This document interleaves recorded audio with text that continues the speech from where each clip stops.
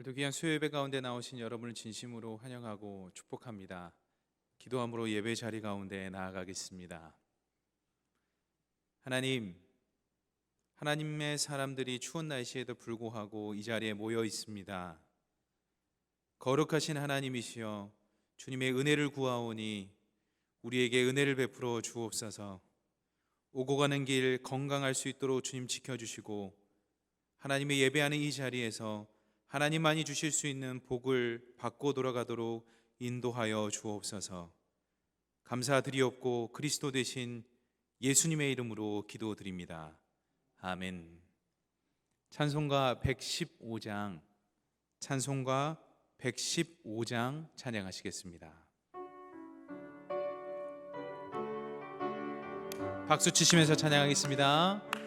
기쁘다 구주 오셨네, 만백성 맞으라. 온 교회여 다 일어나 다 찬양하여라, 다 찬양하여라, 다 찬양하여라. 구세주 탄생했으니 다 찬양하여라. 이 세상의 만물들아 다 화답하여라, 다 화답하여라, 다 화답하여라. 온 세상 죄를 사하려 주 예수 오셨네. 죄와 슬픔 몰아내고 다 구원하시네, 다 구원하시네, 다 구원하시네.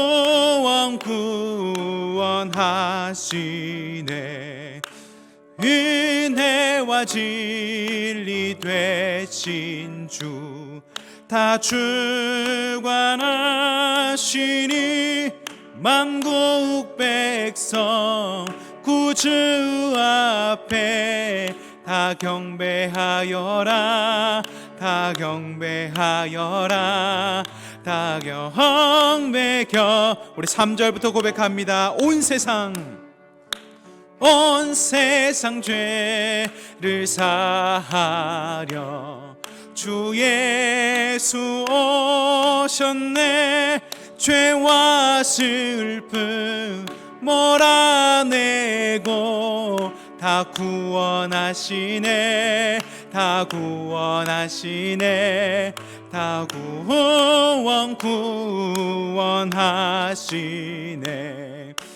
은혜와 진리 되신 주 다 주관하시니 만국 백성 구주 앞에 다 경배하여라, 다 경배하여라, 다 경배하여라.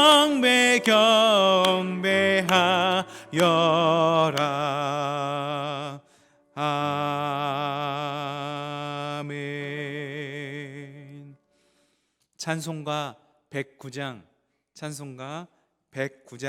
찬양하시겠습니다.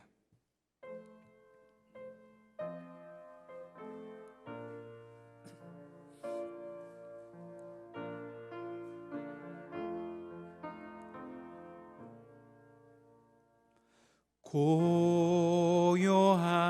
밤, 거룩한 밤, 어둠에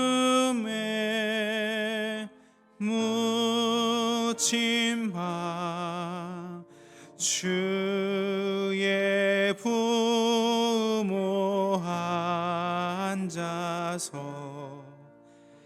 감사 기도 드릴 때 아기잘도 잔다,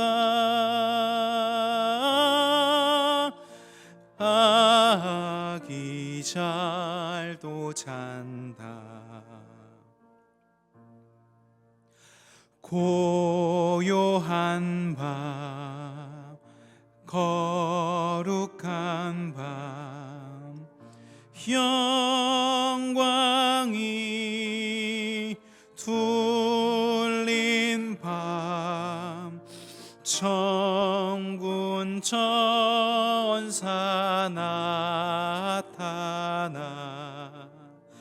기뻐 노래 불렀네.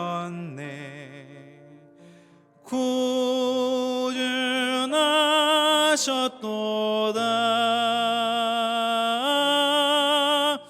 구주나셨도다.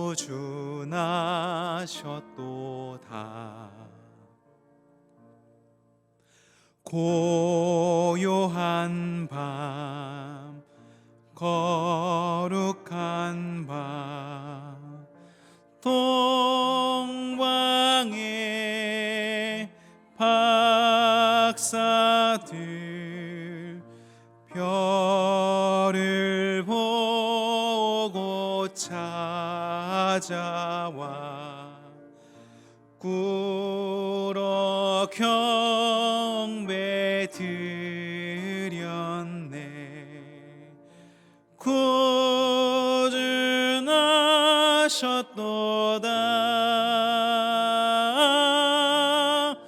구주나셨도다. 고요한 밤, 거룩한 밤, 주 예수 나신 밤, 그의 얼굴 광채가 세상 빛이 되었네. 구주나셨도다.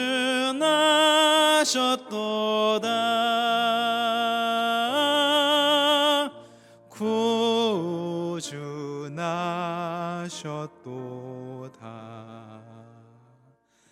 아멘.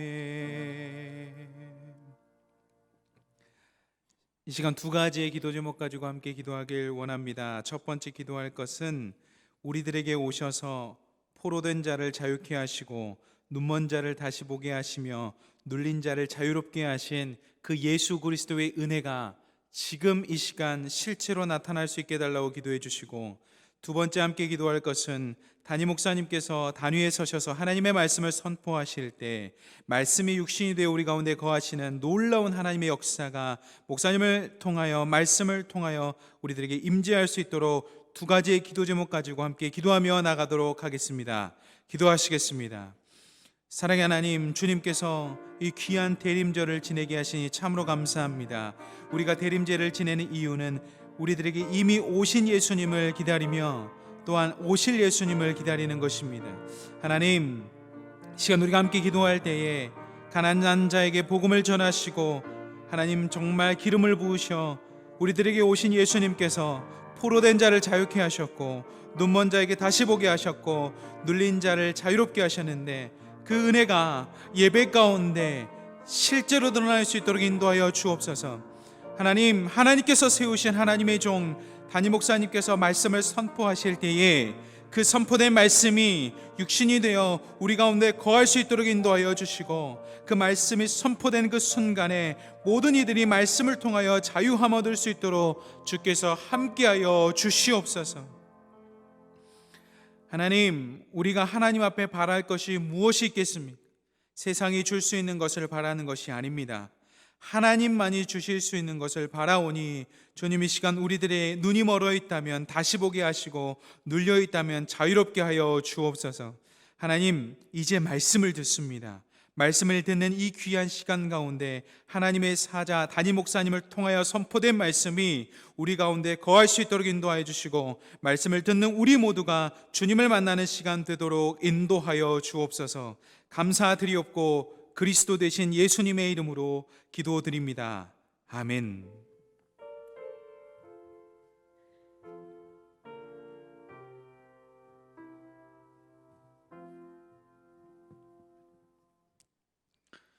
이 시간 하나님께서 우리에게 주신 말씀은 열왕기하 14장 1절에서 22절의 말씀이 되겠습니다. 열왕기하 14장 1절에서 22절의 말씀. 열왕기하 14장 1절에서 22절의 말씀, 구약 성경 585면에 있는 열왕기하 14장 1절에서 22절의 말씀을 저희가 한 절씩 교독하시겠습니다.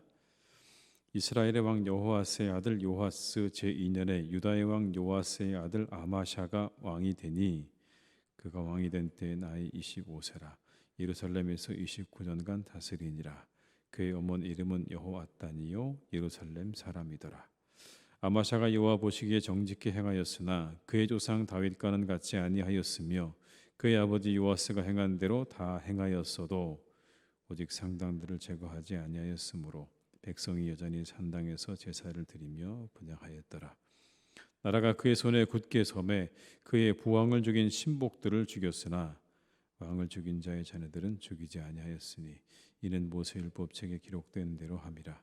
곧 여호와께서 명령하여 이르시기를 자녀로 말미암아 아버지를 죽이지 말 것이요 아버지로 말미암아 자녀를 죽이지 말 것이라. 오직 사람마다 자기의 죄로 말미암아 죽을 것이니라 하셨더라. 아마샤가 소금 골짜기에서 에돔 사람 10,000명을 죽이고 또 전쟁을 하여 셀라를 취하고 이름을 욕되리라 하였더니 오늘까지 그러하니라. 아마샤가 예후의 손자 여호아스의 아들 이스라엘의 왕 요아스에게 사자를 보내 이르되 오라 우리가 서로 대면하라 한지라. 이스라엘의 왕 요아스가 유다의 왕 아마샤에게 사람을 보내 이르되 레바논 가시나무가 레바논 백향목에게 전가를 보내어 이르기를 내 딸을 내 아들에게 주어 아내로 삼게 하라 하였더니 레바논 들짐승이 지나가다가 그 가시나무를 짓밟았느니라. 내가 에돔을 쳐서 파였으므로 마음이 교만하였으니 스스로 영광을 삼아 왕궁에나 내 집으로 돌아가라. 어찌하여 왕을 자치하여 너와 유다가 함께 망하고자 하느냐 하나. 아마샤가 듣지 아니하므로 이스라엘의 왕 요아스가 올라와서 그와 유다의 왕 아마샤가 유다의 벳세메스에서 대면하였더니 유다가 이스라엘 앞에서 패하여 각기 장막으로 도망한지라. 이스라엘 왕 요아스가 벳세메스에서 아하시아의 손자 요아스의 아들 유다 왕 아마샤를 사로잡고 예루살렘에 이르러 예루살렘 성벽을 에브라임 문에서부터 성 모퉁이 문까지 400규빗을 헐고 또 여호와의 성전과 왕궁 곳간에 있는 금은과 모든 기명을 탈취하고 또 사람을 볼모로 잡고서 사마리아로 돌아갔더라. 요아스의 남은 사적과 그의 업적과 또 유다의 왕 아마샤와 싸운 일은 이스라엘 왕 역대지략에 기록되지 아니하였느냐. 요아스가 그의 조상들과 함께 잠에 이스라엘 왕들과 사마리아 함께 장사되고 그의 아들 여로보암이 대신하여 왕이 되니라.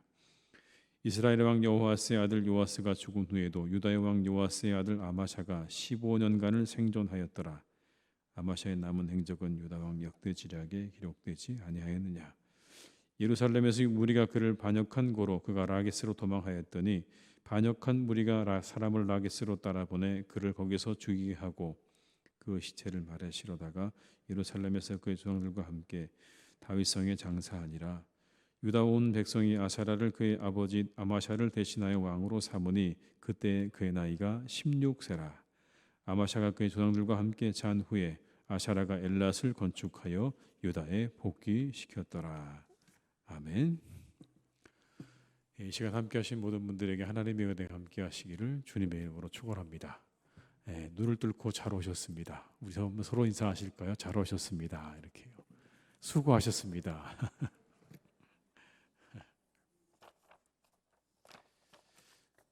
굴비로 유명한 전남 영광에 가면요, 요즘에 그렇게 플랜카드가 붙어 있다고 합니다. 하늘에는 영광, 땅에는 굴비. 재미있는 말이죠. 이 대림절의 절기 여러분들에게 하나님의 은혜가 함께하시기를 늘 주님의 이름으로 축원합니다. 우리는 성경에 나오는 인물들을 보면서 참 쉽게 평가를 하는 것 같아요. 문제가 있다. 베드로가 어떻게 그럴 수가 있는가? 다윗도 어떻게 그럴 수가 있는가? 라고 그렇게 이야기합니다. 그러나 막상 조금만 더 들어가다 보면 그렇게 말하기가 쉽지 않다는 것을 우리가 알게 됩니다. 다 우리 안에도 비슷한 부분들이 있기 때문에 그런 것이고요. 우리 모두가 다 그들처럼 완벽하지 않습니다. 아무도 완전하지 않은 것이죠. 오늘 본문에 등장하는 이 아마샤라고 하는 왕, 유대 아마샤 왕 역시도 그런 평가를 받았습니다. 선하기는 했는데 불완전했다. 어느 면에서는 하나님 보시기에 좋은 게 있었는데 또 어느 면에서는 하나님 보시기에 좋지 않은 게 있었다는 거죠. 함께 있었다는 겁니다. 역대하 25장 2절의 말씀, 오늘 본문은 아니지만 같은 그 평행 본문이 역대하 25장 2절에는 이렇게 기록되어 있습니다. 아마샤가 여호와께서 보시기에 정직하게 행하기는 하였으나 온전한 마음으로 행하지 아니하였더라. 정직하게 행하기는 했는데 그러나 온전한 마음은 아니었다, 그렇게 평가를 하죠.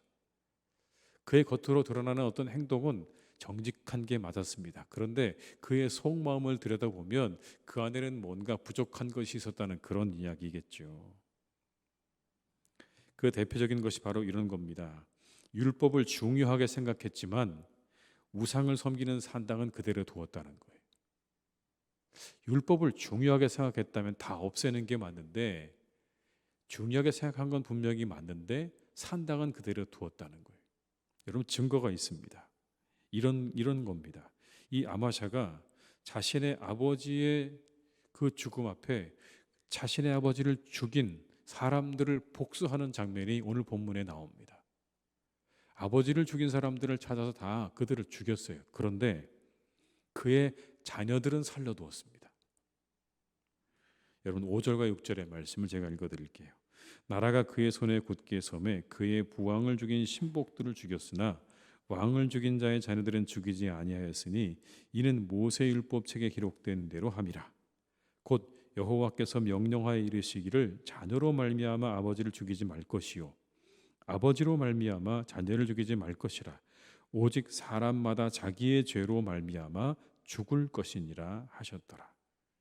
이게 율법에 기록되어 있는 말씀이거든요. 아비의 죄값 때문에 자녀를 죽이지 않는다. 신명기 24장 16절에 이렇게 기록되어 있어요, 여러분. 이렇게 말씀합니다. 아버지는 그 자식들을 말미암아 죽임을 당하지 않을 것이요 자식들은 그 아버지로 말미암아 죽임을 당하지 않을 것이니 각 사람은 자기 죄로 말미암아 죽임을 당할 것이니라. 한편으로 생각하면 여러분, 이렇게 자녀를 남겨둔다는 게 좀 부담스럽지 않을까요? 제가 왕인데 어찌되었건 제 아버지를 죽였던 사람들을 찾아서 죽였다. 그런데 그 자녀들은 두었다. 여러분, 좀 부담스럽지 않습니까? 아마도 자신의 아버지를 죽인 그 사람들은 권력을 가지고 있는 사람들이었음에 분명합니다. 그러면 그 자녀들 역시도 권력을 가지고 있는 가문의 자녀들이라는 그런 의미가 되겠죠. 그런데 그들을 살려둔다고 하는 건 정치를 하는 사람 입장에서는요, 굉장히 위험부담이죠. 누구를 남겨두는 겁니까? 원수를 남겨두는 겁니다. 자신의 아버지를 죽인 원수를 그냥 그대로 남겨두는 거예요. 그 자녀들을 그냥 둔다는 건 원수가 될 만한 이들을 그냥 두었다는 이야기죠. 그런데도 불구하고 오늘 이 아마샤는 성경 말씀에 근거해서 아버지의 죄 때문에 자녀가 죽어서는 안 된다고 하는 이 신명기의 말씀에 근거해서 그들을 살려두었다고 하는 이 장면은요, 그가 긍정적인 평가를 받는 근거가 될 수 있는 거죠. 하나님 보시기에 정직하게 행했다고 하는 오늘의 이 말씀의 근거가 되는 이러한 장면입니다. 그러나 완전하지는 못했다고 말씀드렸죠. 3절과 4절의 말씀은 이렇게 우리에게 말씀하십니다. 아마샤가 여호와 보시기에 정직히 행하였으나 그의 조상 다윗과는 같지 아니하였으며 그의 아버지 요아스가 행한 대로 다 행하였어도 오직 산당들을 제거하지 아니하였으므로 백성이 여전히 산당에서 제사를 드리며 분향하였더라. 아버지가 행한 것처럼 그렇게 산당을 제거하지는 않았다라는 겁니다. 이거는 오늘 이 아마샤에게 있어서 우리가 뭔가 찾을 수 있는 잘못이겠죠. 또 이런 일도 있었습니다. 나라를 지키기 위해서 에돔 족속을 물리친 적이 있었어요. 자신의 조국을 지키기 위해서 에돔 족속을 물리친 적이 있었는데, 그런데 그 장면에서 아주 잔인한 장면이 나옵니다, 여러분. 오늘 본문에 나오지 않는데요. 역대하에 보게 되면 어떻게 죽였냐면 그 포로 10,000명을 언덕에서 밀쳐 죽입니다. 10,000명이나 되는 그 포로를요 그냥 그 언덕에서 밀어서 죽인 거예요. 쉽게 말하면 높은 곳에서 떨어뜨려 죽였다는 이야기가 되겠죠. 역대하 25장 11절과 12절의 말씀은 이렇게 말씀합니다. 아마샤가 담력을 내어 그의 백성을 거느리고 소금 골짜기에 이르러 세일 자손 10,000명을 죽이고 유다 자손이 또 10,000명을 사로잡아 가지고 바위 꼭대기에 올라가서 거기서 밀쳐 내려뜨려서 그들의 온 몸이 부서지게 하였더라. 전쟁을 해서 승리하는 건 좋은데 그 포로를 이렇게 잔인하게까지 죽이는 일에 대해서는요 우리가 이 역사서에서 기록하고 있는 거예요. 그가 그렇게 사람을 죽였다고 하는 이 평가는요 뭔가 여기서 석연치 않은 그런 부분들을 발견했기 때문에 여기 이렇게 기록을 남겨둔 것입니다. 이렇게 우리가 이 아마샤의 모습 가운데 알 수 있는 게 있어요. 사람이 아무리 하나님 앞에 선하고 정직하고 행동한다고 해도요 그 과정에서 수없이 많고 작은 실수와 잘못을 범한다는 겁니다. 허물투성인 거예요. 모든 사람이 다 똑같은 거예요. 아마 우리도 마찬가지일 겁니다, 여러분. 누구도 여기에서 예외일 수 없을 거예요. 이 장면은 우리가 그리스도의 보혈의 공로를 의지할 수밖에 없는 이유를 말씀합니다. 아무도 완전하지 않다는 거예요. 그나마 여러분이 아마샤는 그래도 좋은 평가를 받은 왕이에요. 하나님 앞에 정직하게 행했다고 하는 평가를 받는 왕이 얼마 없습니다. 그런데도 불구하고 그 뒤에 이어나오는 이야기들 속에서 우리는 그의 허물을 발견할 수가 있는 거죠. 아무도 완전하지 않고요. 완전하려고 하지만 완전해질 수도 없어요. 주님이 우리에게 필요한 이유입니다. 이 대림의 절기에 우리의 허물과 연약함을 회개하면서 주님의 은혜를 묵상하는 절기로 삼으시기를 주님의 이름으로 축복합니다. 여러분, 이 대림의 절기가 바로 그런 절기입니다. 회개의 절기이기도 해요.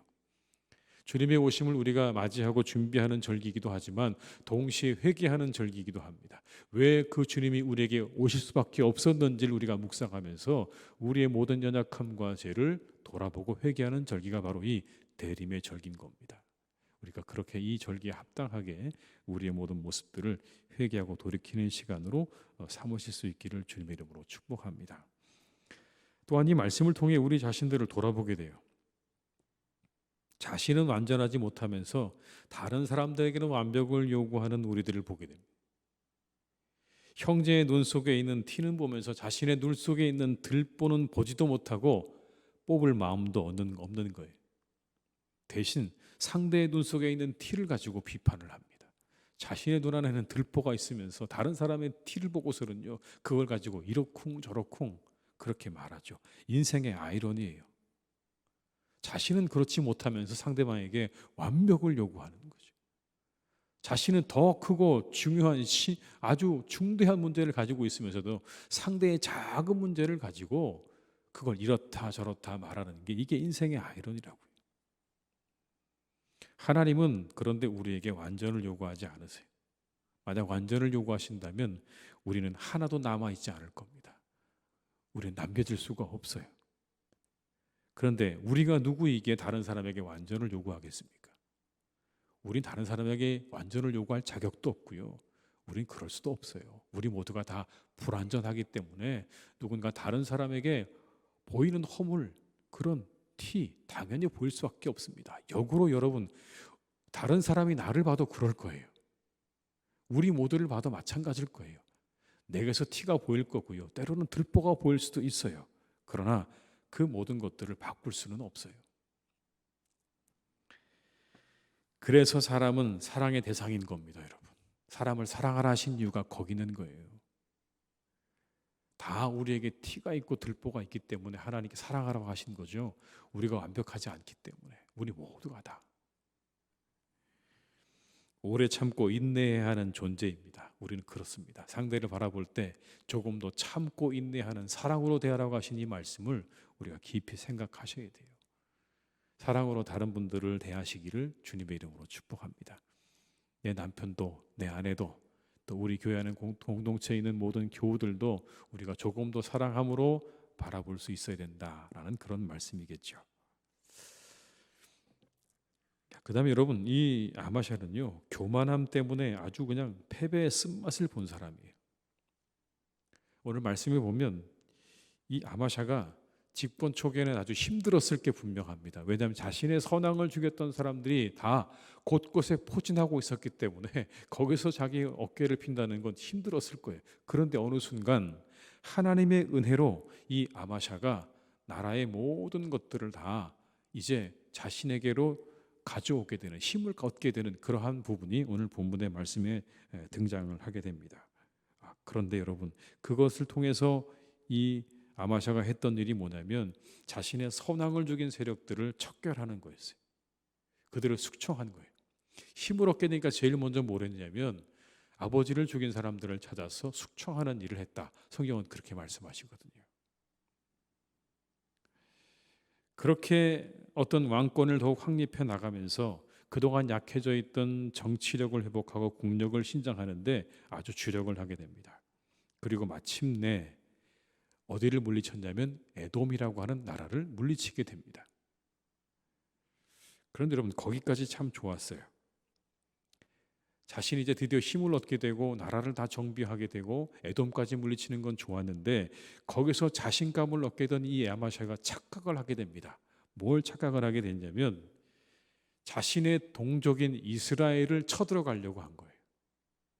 그 나라까지 본인이 다 이제 자신의 나라로 만들고 싶은 그런 마음의 욕망이 생긴 겁니다. 이스라엘을 치기로 마음을 작정을 하고 요아스에게 대면을 요청합니다. 8절의 말씀을 제가 읽어드리겠습니다.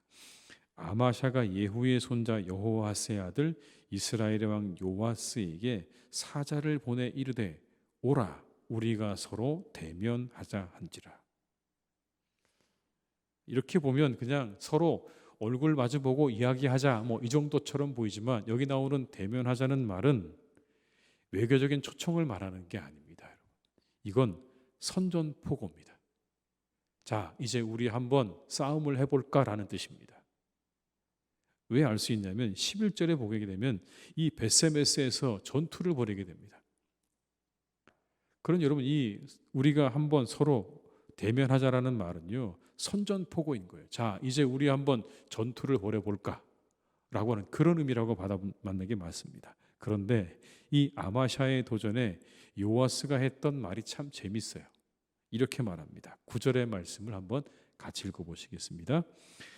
이스라엘의 왕 요아스가 유다의 왕 아마샤에게 사람을 보내 이르되 레바논 가시나무가 레바논 백향목에게 전가를 보내어 이르기를 내 딸을 내 아들에게 주어 아내로 삼게 하라 하였더니 레바논 들짐승이 지나가다가 그 가시나무를 짓밟았느니라. 이스라엘의 왕 요아스가 비유로 이야기합니다. 레바논 가시나무가 레바논 백향목에게 전가를 보내서 내 딸을 내 아들에게 주어 아내로 삼게 하라 했다는 거예요.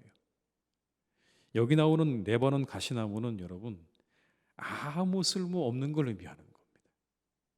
식용도 안 되고요, 꽃도 따기 힘들고요, 아무 짝에도 쓸모 없는 거예요. 그래서 이 가시나무는 늘 이 구약에서 어떤 걸 의미하는 거냐면 저주와 심판의 상징을 말하는 거예요.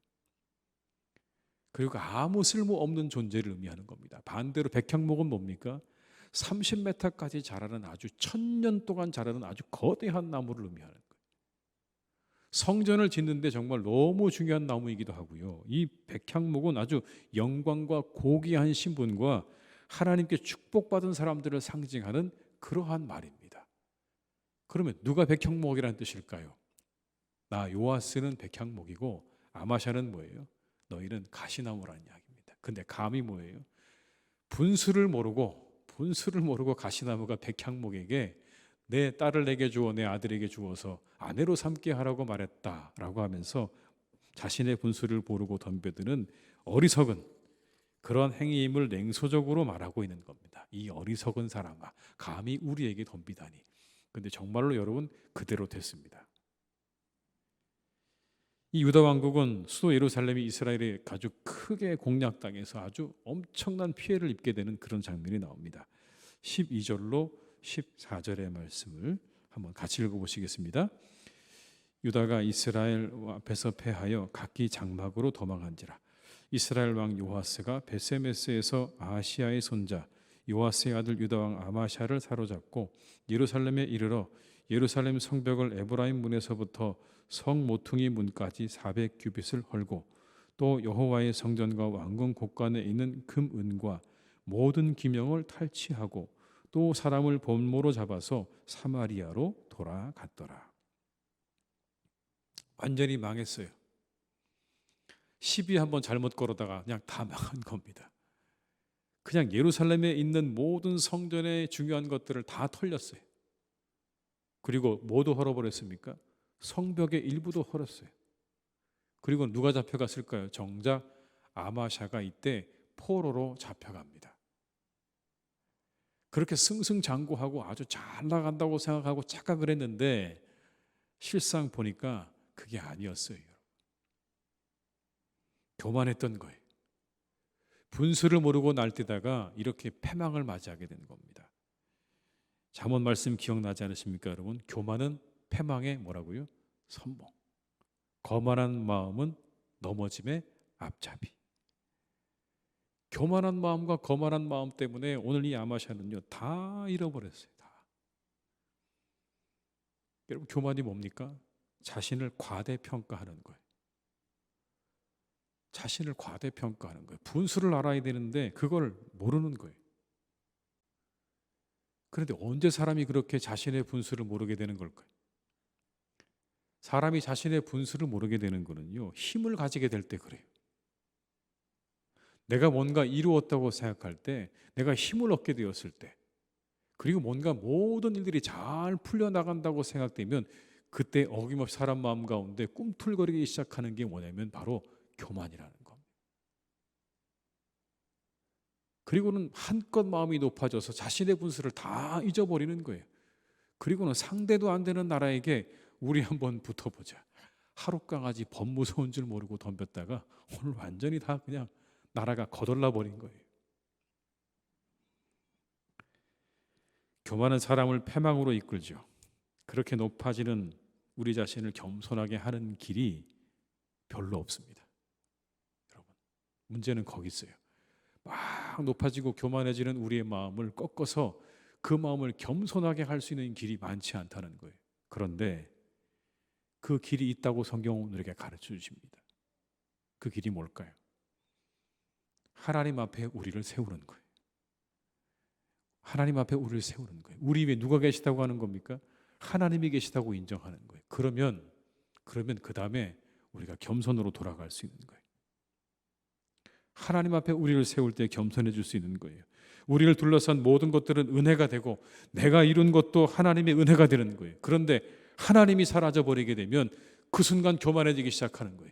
모든 건 다 내가 한 것이고 내 능력이고 내 의가 돼버리면 그때부터는 걷잡을 수가 없는 겁니다. 그러면 다 모든 것들이 다 내가 한 것이기 때문에 눈에 보이는 게 없어지는 거예요. 근데 그게 끝이 아니라는 거죠. 그렇게 되면 결국 가는 길이 어딥니까? 멸망이고 패망이라는 겁니다. 그러나 우리 위에 하나님이 계심을 인정할 때 그러면 우리의 모든 것들은 다 은혜가 되더라고요. 내 공로와 내 의와 내 능력이 아니라 하나님 앞에 우리가 서게 되면 모든 것들이 다 은혜가 됩니다. 그러면 우리는요 그 앞에서 겸손을 되찾을 수가 있는 거예요. 날마다 겸손할 수는 없겠죠. 그러나 우리가 그렇게 하나님 앞에 설 때마다 그 앞에 서서 오늘도 우리가 하나님의 은혜로 살았구나. 내가 이룬 이 모든 것들이 하나님의 은혜구나라고 우리가 깨닫기 시작하면 거기서부터 겸손이 시작되는 거예요. 그런 여러분 얼마나 우리가 복을 받은 사람들입니까? 겸손을 찾기가 참 어려운데 우리가 하나님 앞에 서면 우리가 겸손을 얻을 수 있는 길이 있으니 우리 모두가 참 복을 받은 사람들인 줄 믿습니다. 여러분 겸손함으로 성공의 길을 잘 달려가시기를 주님의 이름으로 축복합니다. 마지막 세 번째는 여러분 말년에 우상숭배로 비참한 최후를 맞이하게 되는 이 아마샤의 모습을 통해서 우리가 여러 가지를 생각할 수가 있는데요. 우리가 금방 보았던 것처럼 아마샤는요 상당히 그래도 괜찮은 왕이었어요. 그죠? 정직하게 행하기도 하고 하나님 말씀 따라 행할 줄도 알았고 그런데 그런데 그의 말년이 그렇게 좋지 않습니다. 그는 반란을 직면하게 됩니다. 유다의 난공불락의 성읍이었던 라기스에서 반역자들이 보낸 자객에 의해서 살해가 돼요. 여러분, 역대하 25장 27절로 28절에 이렇게 말씀합니다. 아마샤가 돌아서서 여호와를 버린 후로부터 예루살렘에서 무리가 그를 반역하였으므로 그가 라기스로 도망하였더니 반역한 무리가 사람을 라기스로 따라 보내어 그를 거기서 죽이게 하고 그의 시체를 말에 실어다가 그의 조상들과 함께 유다 성읍에 장사하였더라. 여기 여러분, 아마샤가 돌아서서 여호와를 어떻게 했다고요? 버린 후로부터. 에돔을 정복하고 에돔의 우상을 도입한 아마샤는 결국 말년에 우상 숭배에 집착하게 되고 하나님의 심판을 받게 됩니다. 그걸 성경은 이렇게 표현하는 거예요. 하나님으로부터 그는 멀리 떨어진 거예요. 하나님을 버렸다고 말해요. 사람이 한결같기가 쉽지 않죠. 여러분, 한결같기가 쉽지 않습니다. 오늘 이 아마샤를 보면서 우리가 경험하는 건 그래요. 한결같은 믿음을 갖는다는 게 참 어려운 일이구나. 사람이 한결같은 사람이 좋은 거죠. 여러분, 우리의 믿음이 한결같아야 되는 겁니다. 그래서 저는 이 말씀 보면서 이건 우리의 기도 제목이다라고 생각이 들어요. 한결같기가 참 어렵기 때문에 우리의 기도 제목이다. 하나님 앞에서 우리의 믿음이 늘 변함없이 한결같기를 우리가 기도해야 되는 내용입니다. 우리가 이걸 누군가 이것에 대해서 다른 사람을 정죄할 게 아니에요. 다 우리가 똑같은데요. 우리가 기도해야 될 거예요. 하나님, 내가 하나님 나라에 가는 그 순간까지 내 믿음이 한결같기를 바랍니다. 그러기 위해서 우리에게 뭐가 필요하다고요? 은혜가 필요합니다. 은혜를 주시옵소서. 내 마음을 꼭 붙잡아 달라고 하는 기도가 우리의 기도가 아닐까 생각이 됩니다. 조금 더 말씀을 드리면 한결같은 사람 좋은 사람인데요. 이 사람이 더 좋은 것 같아요. 한결같으면서도 새로운 사람이 더 좋습니다. 여러분, 한결같으면서도 새로운 사람이 되셔야 되는 거예요. 아무런 변화를 주지 않으려는 자아의 고집스러움을 그렇게 포장해서는 안 되는 겁니다. 나 한결같은 사람이라고요. 화장실 불 잘 안 끄는 남편에게 아내가 뭐라고 얘기했어요. 당신은 왜 맨날 그렇게 불을 안 끄고 다녀라고 얘기했더니 남편이 이렇게 답을 합니다. 거봐, 나는 한결같은 사람이야. 여러분, 이게 한결같은 사람이라는 말이 좋은 의미가 아니죠. 좋은 의미가 아니에요. 그걸 마치 방어로 내세우잖아요. 나 한결같아라는 말을 방어로 내세우면 안 된다고요. 근데 가끔 우리가 그럴 때가 있죠. 한결같다는 이야기를 우리의 방어로, 방패로 내세우면서 우리의 모습을 정당화할 때가 많아요. 그거 안 좋은 거죠. 한결같은 거 좋긴 하지만 변화에 대해서 열려 있어야 되는 거예요. 새로워지셔야 되는 거예요. 하나님 보시기에 좋은 사람도 그런 사람 아닐까요? 하나님 보시기에 한결같은 사람. 여러분, 그 한결같은 걸 누가 정하는 거죠? 내가 정하는 겁니까? 근데 우리가 정하잖아요. 적당히 거리를 두고 우리가 말합니다. 하나님, 저는 한결같습니다. 이 이상은 절대로 가지 않겠습니다. 한 걸음 한 걸음 더 가까이 나아가는 사람. 뭔가 하나님 보시기에 그래서 조금 더 그 다음날 조금 더 나와 있고 조금 더 나와 있는 새로움이 있는 사람이 좋은 거죠. 왜 그런지 아세요, 여러분? 우리가 그렇게 한결같다고 버티면서 방어하다 보면요, 우린 퇴보하기가 더 쉬워요. 퇴보하기가 더 쉽다고요. 사람이 그렇더라고요. 앞으로 가기는 어려워도요, 뒤로 가기는 너무너무 쉽더라고요. 그렇죠. 앞으로 가는 건 진짜 어려워요. 근데 뒤로 가는 건 한순간이에요. 세상에 성공한 사람들 보세요, 여러분. 얼마나 그 자리까지 올라가느냐고 애쓰고 수고했는지 몰라요. 정말 죽을 힘을 다해서 그 자리까지 갔어요. 그런데 그 자리에서 떨어지는 건요, 한순간이에요. 한순간에 나락으로 떨어지잖아요, 여러분. 우리가 그렇다고요.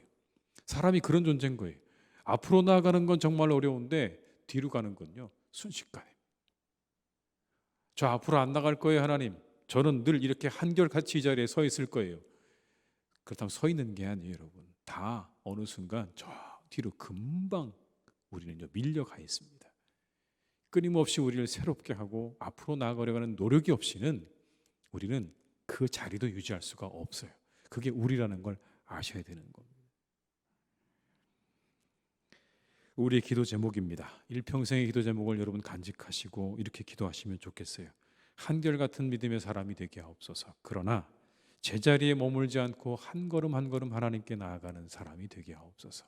이게 우리가 드려야 할 합당한 기도의 제목일 것입니다. 사랑하는 교우 한 분 한 분 다 그렇게 우리가 한결같은 믿음으로 주님께 한 걸음 한 걸음 더 가까이 나아가셔서 하나님 보시기에 참으로 귀하고 복된 믿음의 사람들로 그렇게 평가받는 분들이 다 되시기를 주님의 이름으로 축복합니다. 이전보다 이후가 더 나은 사람, 처음보다 나중이 더 나은 사람, 시작보다 끝이 더 좋은 사람으로 우리 일생이 마무리될 수 있기를 주님의 이름으로 축복합니다. 우리 한 번 이 시간 기도하실까요? 기도하실 때 하나님, 주님의 은혜를 기억하며 끝까지 겸손하게 한결같은 마음과 믿음을 주옵소서. 우리 한번 기도하시고요. 우리나라를 지켜주옵소서. 여러 가지 사회적인 갈등과 문제들이 잘 해결되게 하옵소서. 우리 한번 이 두 가지 위해서 이 시간 합심해서 우리 통성으로 기도하시겠습니다. 사랑이 많으신 아버지 하나님, 시간 간절히 원합니다. 아버지 하나님, 우리가 주님의 은혜를 기억하며 끝까지 겸손하게 한결같은 마음과 믿음을 가지고 나아갈 수 있기를 간절히 원합니다. 주님의 은혜를 기억하게 하시옵소서. 아버지 하나님, 이 모든 것들이 다 하나님의 은혜임을 기억하게 하시옵소서. 하나님, 그것을 잃어버리는 순간 우리는 교만해지기 시작합니다. 하나님의 은혜를 잊지 않게 하시고 끝까지 겸손하기를 간절히 원합니다. 아버지 하나님, 우리 가운데 함께 해주시고 역사해 주시길 원합니다. 한결같은 마음과 믿음을 우리에게 주시옵소서. 믿음을 주시옵소서. 아버지, 새로워지고자 하는 마음을 주시옵소서. 한 걸음 한 걸음 더 가까이 나가기를 간절히 원합니다. 한결같은 믿음으로 아버지 하나님, 우리가 그렇게 나가기를 간절히 원하오니 주여 인도해 주시고 역사해 주시기를 간절히 원합니다. 주님 인도해 주시옵소서. 아버지 함께해 주시옵소서. 주님 역사하여 주시옵소서. 우리가 그렇게 걸어갈 수 있기를 간절히 원합니다. 하나님을 향한 마음이 한결같게 하여 주옵시되 아버지, 우리의 그 믿음의 발걸음이 한 걸음 한 걸음 더 주님께로 가까이 나아가는 그런 변화가 있는 발걸음이 되기를 간절히 원합니다. 우리나라 지켜주시옵소서. 아버지, 많은 문제들이 있습니다. 여러 가지 사회적인 갈등과 문제들이 있습니다. 하나님, 이 모든 문제들이 잘 해결되기를 간절히 원합니다. 어떤 이들은 아버지 하나님, 정말 이 시간이 참으로 고통스러운 시간들을 지내고 있는 사람들도 있습니다. 아버지, 그들을 붙잡아 주시기 원합니다. 그들을 위로해 주시기 원합니다. 그들 아버지, 이 그 어려움 가운데서 건져 주시기를 간절히 원합니다.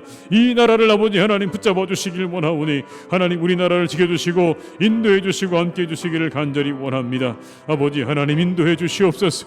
주님 역사하여 주시옵소서. 사랑의 아버지 하나님께서 우리 가운데 크신 은혜를 주시기를 간절히 원하오니 오 아버지 하나님, 우리에게 은혜를 내려 주시옵소서. 우리 가운데 함께하여 주시옵소서. 우리 가운데 역사해 주시옵소서. 우리 한 번 더 기도하실 때는 우리 교회가 예배와 영혼의 회복이 있는 교회가 되게 하시고 교제의 회복이 있는 교회가 되게 하옵소서 기도해 주시고요. 환우들은 회복시켜 주시고 믿음에서 멀어진 우리의 교우들을 인도해 달라고 한번 이 한 시간 다시 한번 우리 합심해서 기도하시겠습니다. 사랑이 많으신 아버지 하나님, 이 시간 간절히 원합니다. 아버지 하나님, 예배와 영혼이 회복이 있는 교회가 되길 간절히 원합니다. 교제의 회복이 일어나는 교회가 되기를 간절히 원합니다. 하나님, 우리 교회를 축복하여 주시옵소서. 회복이 일어나는 교회가 되게 하여 주옵소서. 우리 영혼의 아버지, 우리의 교제가, 우리의 예배가 회복되는 교회가 되기를 간절히 원합니다. 이곳에는 아버지 모든 이들에게 아버지 하나님 놀라운 은혜가, 놀라운 역사가 임하기를 간절히 원합니다. 아버지 하나님, 인도해 주시옵소서. 아버지 하나님, 함께해 주시옵소서. 우리 가운데 역사해 주시옵소서. 하나님의 교회를 붙잡아 주시기를 간절히 원합니다. 주여 아버지 하나님, 우리에게 은혜를 주시기를 간절히 원합니다. 아버지 하나님, 사랑하는 교회를 축복하여 주시옵소서. 우리 교회를 축복하여 주시옵소서. 아버지 하나님의 은혜와 아버지 하나님의 나라가 이루어지기를 간절히 원합니다. 우리나라를 축복하시고 하나님, 우리 교회를 축복해 주시기를 간절히 원하오니 하나님의 교회를 축복해 주시고 환우들을 회복시켜 주시기를 간절히 원합니다. 믿음에서 떨어진 아버지의 교우들을 주님께서 인도해 주시기를 간절히 원합니다. 그들의 발걸음을 아버지 그들의 영혼을 하나님께서 하나님의 손으로 한 걸음 한 걸음 인도해 주시기를 간절히 원하오니 아버지 하나님 축복하시옵소서. 아버지 하나님 역사해 주시옵소서. 주님 아버지 하나님 그들과 함께 주시기 원합니다. 멀어진 이들을 아버지 하나님의 인도해 주시기 원합니다. 아버지 그들의 손을 붙잡아 주시고 그들의 영혼을 붙잡아 주시고 그들과 함께 해주시기를 간절히 원하오니 아버지 하나님 역사해 주시고 인도해 주시옵소서. 아버지 하나님 인도해 주시기를 간절히 원합니다. 우리 교회와 우리 교우들 환우들과 믿음이 약해진 이들을 하나님께서 하나님의 전으로 아버지 하나님의 은혜로 인도하여 주시옵소서. 주님 아버지 하나님 우리가 주님의 은혜를 기억하여 겸손하게 살아가게 하시옵소서. 주님의 은혜를 잊고 교만한 자가 되어서 패망의 길로 달려가지 않도록 우리를 인도해 주시기를 간절히 원하오니 모든 것이 하나님의 은혜임을 우리가 깨달아 알아 늘 겸손하고 한결같은 하나님을 향한 마음과 믿음을 주시옵소서. 바라기는 하나님 우리의 믿음이 더욱더 하루하루 새로워지기를 또한 기도합니다. 우리의 믿음이 한결같아야 하지만 날마다 하나님 앞에 조금 더 가까이 나아가는 그러한 복된 믿음의 발걸음이 되게 해 주시옵소서. 우리나라 지켜주시기를 기도합니다. 여러 가지 사회적인 갈등과 문제들이 잘 해결되기를 하나님 간절히 원하오니 하나님께서 그 모든 문제들 위에 함께 해주시고 그 모든 해결 위에 함께 해주시되 하나님 이 시대 참으로 힘들고 어려운 사람들이 많은 때를 지나고 있습니다. 그들에게 피할 곳을 허락해 주옵시고 하나님 그들을 위로해 주시고 그들과 함께하여 주시옵소서. 우리 교회 예배와 영혼이 회복되는 교회가 되게 하시고 교제가 회복되어지는 교회가 되기를 간절히 원합니다. 회복이 일어나는 자리가 되게 하여 주옵소서. 우리의 교회가 회복이 일어나는 자리가 되게 해 주옵시고 환우들도 회복시켜 주시옵시고 믿음에서 멀어진 우리의 교우들도 회복시켜 주시기를 간절히 원하오니 하나님 우리 교회를 통하여 우리의 교회 공동체를 통하여 회복이 일어나는 놀라운 역사가 날마다 일어나게 하여 주시옵소서. 우리 가운데 함께해 주시기를 간절히 원하오니 우리를 축복해 주시옵소서. 예수님의 이름으로 기도드립니다. 아멘. 네, 교회 소식을 몇 가지 말씀드리겠습니다. 네, 대림절을 제가 지내고 있는데요. 하나님의 큰 은혜를 경험하시는 그런 시간들로 잘 지내시길 바라고요. 12월 25일 주일에 성탄절 예배가 있습니다. 오후 주일 찬양 예배는 가정 예배로 대신한다는 거 여러분 기억하시고요. 송년 예배는 12월 31일 토요일에 오후 8시에 있겠고요. 신년 예배는 1월 1일 주일 예배로 대신한다는 거 기억하시고 차질 없으시기를 바랍니다. 날씨가 많이 춥고 또 길이 미끄럽습니다. 돌아가는 길도 안전하게 잘 돌아가시기 바라시고요. 또 건강하게 한 주간도 남은 한 주간도 잘 지내시기를 주님의 이름으로 축복합니다. 우리 96장 찬양하신 후에 주기도문으로 예배를 마치시겠습니다. 96장입니다.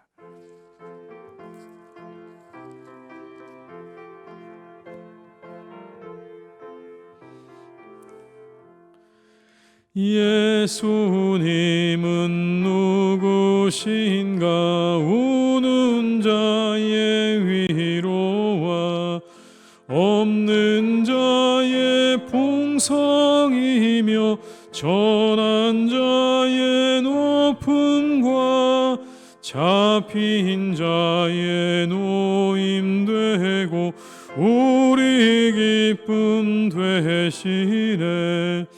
예수님은 누구신가 약한 자의 강함과 눈먼 자의 빛이시며 병든 자의 고침과 죽은 자의 부활되고 우리 생명 되시네. 예수님은 누구신가 주한 자의 정함과 죽을 자의 생명이며 죄인들의 중보와 멸망자의 구원되고 우리 평화 되시네. 예수님은 누구신가? 온 교회의 머리와 온 세상의 구주시며 모든 왕의 왕이요 심판하실 주님 되고 우리 영광 되시네. 하늘에 계신 우리 아버지 이름을 거룩하게 하시며 아버지 나라가 오게 하시며 아버지 뜻이 하늘에서와 같이 땅에서도 이루어지게 하소서. 오늘 우리에게 일용할 양식을 주시고 우리가 우리에게 잘못한 사람을 용서하여 준 것 같이 우리 죄를 용서하여 주시고 우리를 시험에 빠지지 않게 하시고 악에서 구하소서.